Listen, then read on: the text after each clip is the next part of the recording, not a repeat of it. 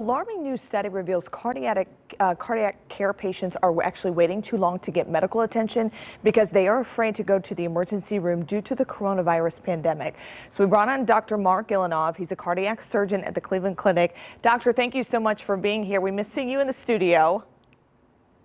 Yeah, I miss being there. So This seems kind of low tech, but high tech at the same time. I know, it's so weird. So it was funny because during the commercial break, we were just saying, I said, how are you? You said, I'm a little bored. And this report coming out from the Journal of the American College of Cardiology says that they have found 38% decrease down from those who are coming in. So what are you seeing at the Cleveland Clinic? We are seeing fewer people coming to the ER with heart attacks, strokes, and any sort of emergency. And it's clear that these things are still happening. Just because coronavirus is out there doesn't mean people stopped having heart attacks. So our fear is that people are getting chest pain, they're afraid to come in, and they stay at home and have their heart attack at home. And some of them likely don't survive. And I'm sure you anticipate, and probably several doctors, the stress of the pandemic would maybe increase those heart conditions, and you're not seeing it. Yeah, our thinking is there are probably more heart problems out there. The virus can also actually affect the heart.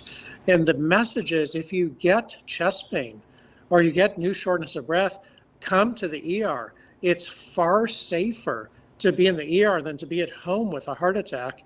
And in the ER these days, we've got procedures where if there are COVID patients, which actually in Ohio, thank God we don't have all that many, but if there are, they're kept separate and things are very, very safe.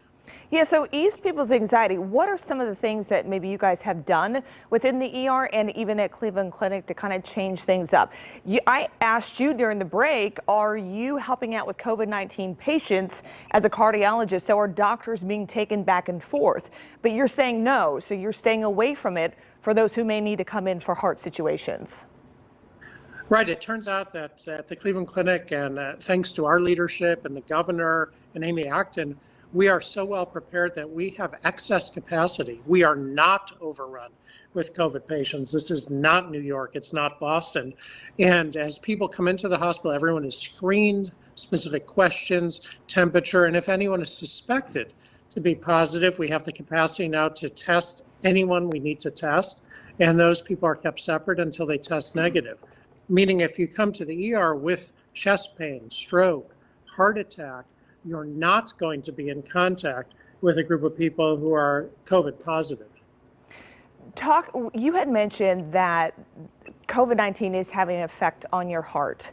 What about those who have had heart issues in the past? Are they more susceptible to getting the virus?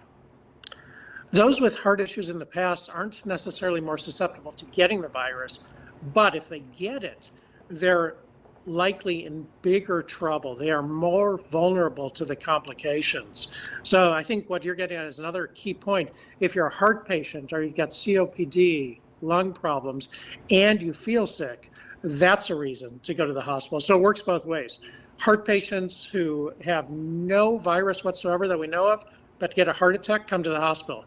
Those with a history of heart problems who have symptoms of the virus, same thing, come to the hospital. It is by far your safest move.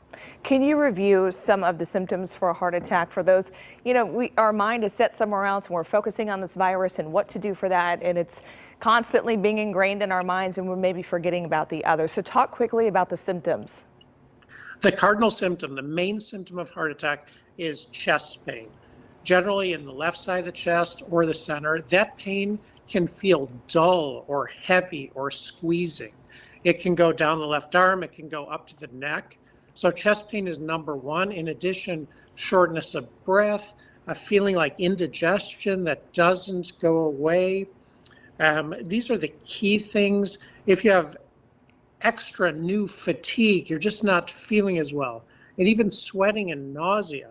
So if you get some of these symptoms, chest pain being number one, and they don't go away after 5, 10, 15 minutes, call 911. It's your best bet to stay alive. Go to the ER. It is safe. Yeah, don't drive yourself. Yeah, right. Call an ambulance. Dr. Mark Gilinov, thank you for being with us this morning.